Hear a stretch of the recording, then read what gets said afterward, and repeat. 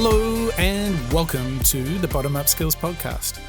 I'm Mike Parsons, I'm the CEO of Qualidence, and today we're going to talk minimum viable product. Yes, building a minimum viable product, otherwise known as an MVP, is such a good way to test your product idea. And what's neat about it is, why build the entire product? Whether it's digital, analog, all that code, all that infrastructure, why build it all and then test when you can test really light versions, light ideas, sketches, models, prototypes, you name it, really early in the process so you can get a better idea of if your product really works for the user. So today we're going to discover all the different ways you can test and learn surveys, prototypes, or even feature-driven for minimum viable products. So we're going to get into the good stuff.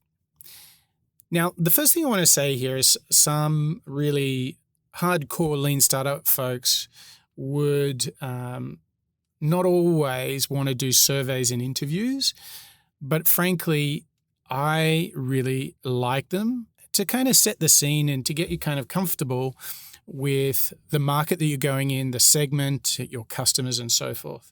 You can do a lot of rapid prototyping and a lot of testing and learning after that, but I find it can give you some very, very good insights.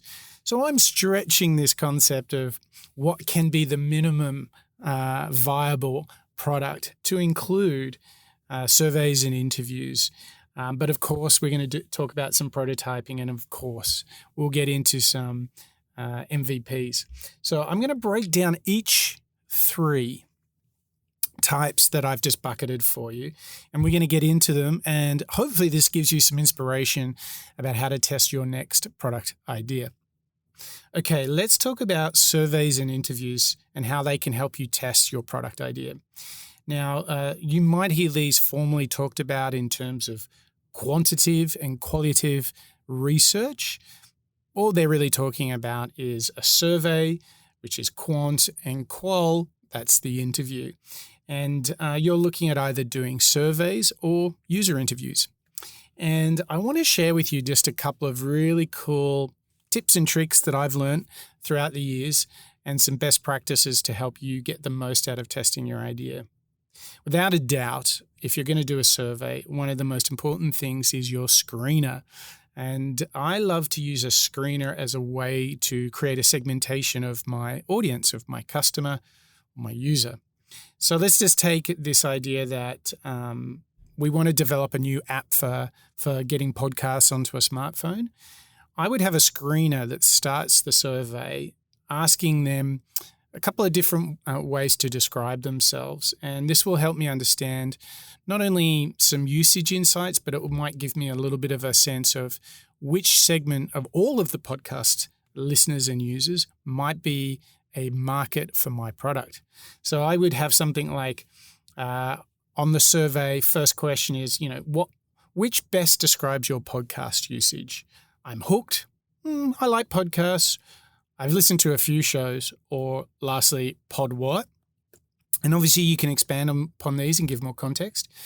But this could be really powerful because I might discover that people who like podcasts would listen more if they had particular features or experiences in their podcasting habits. And then I'd be off to the races. I've got something to build a hypothesis around. Some of the other questions I love to ask is, what's the biggest pain that you experience? What trips you up?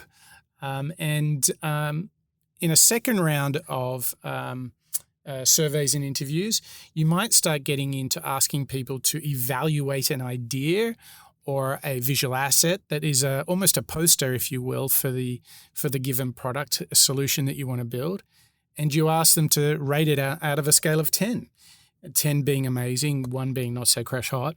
And you can propose something and ask them how interesting is the proposition, how likely would they be to share it, or how likely they might be to try the product.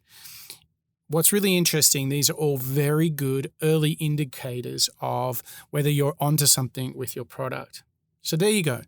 You don't have to build any code, or you don't have to build any physical product or distribution.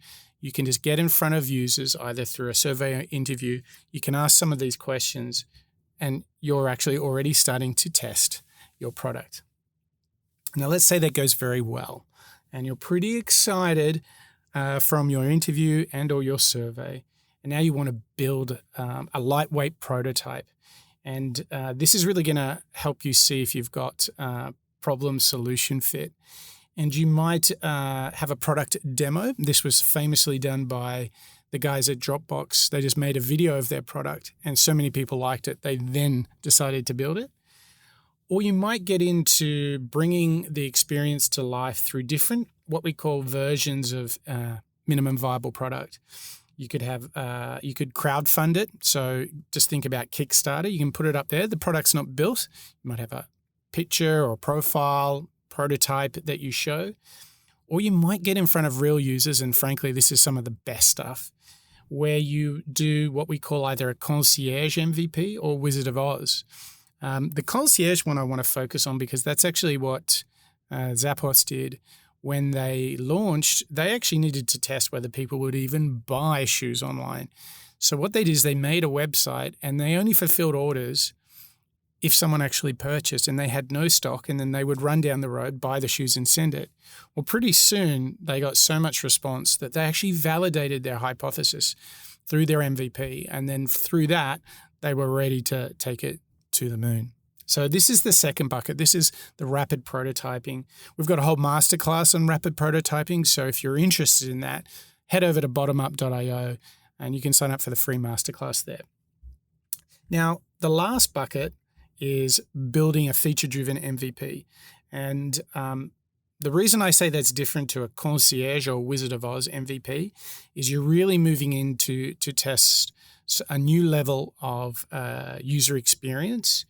And it's generally much more work than the earlier two buckets. So we had bucket number one of testing of MVPs, survey or interview. That's number one. Number two was prototyping. All right. Number three is building what we call feature-driven MVP. Now, this is particularly good for software folks, people building digital products. And there's two things you really want to do here. You want to test either for task completion, which is a very, very, very strong indicator on your product. Can they get the job done? And if you want to take that to its highest order, where you're actually really starting to get product market fit, is when not only can you bring an early adopter to your feature-driven MVP, not only can they complete the task, but where they actually would recommend it to a friend. They're so satisfied that they would actually be prepared to not only purchase this given product or service, but actually they want to share it with a friend. And if you can get to that level with your MVP, you can have enormous confidence to go out into the world and actually build your product for real. You might want to raise money. You might even want to get people internally, if you're at a large enterprise, to get behind your product. So let's just zoom back and look at what we have as our opportunity with MVPs. Surveys and interviews, great start. Hardly any effort, lots of reward. Prototyping, bit more work, but it gets better. You get a lot of rich feedback, particularly when you think about those concierge MVPs. And then you can really get into a feature-driven MVP where you can really know click by click, can they get the task completed? Are they satisfied? And would they be prepared to tell somebody about this experience? So I've given you sort of a broader look at minimum viable product. The key thing with all of these is they help you avoid building an entire product before you test. Because who would want to go to all that effort only to find out that you're actually not solving the right problem? Maybe you're talking to the wrong segment. Who would want to waste all that time and effort? What these three different types of MVP do for you is give you the opportunity to check, to validate, to test, to learn. This makes you more confident. And the way you achieve that confidence is you're de-risking your product. You're actually like, I've actually seen with my own eyes, this really works. And it's enormously important because your stakeholders or your investors can be more confident, but so can you. And this will fill you with that energy to keep charging along on one of the hardest things in the world, which is to build a brand new product. Well, there you have it. That is our little look at building minimum viable products. I hope you've enjoyed it. I hope you really got a nice little thought, suggestion, tip or a trick out of that. There's plenty more ideas and advice for you.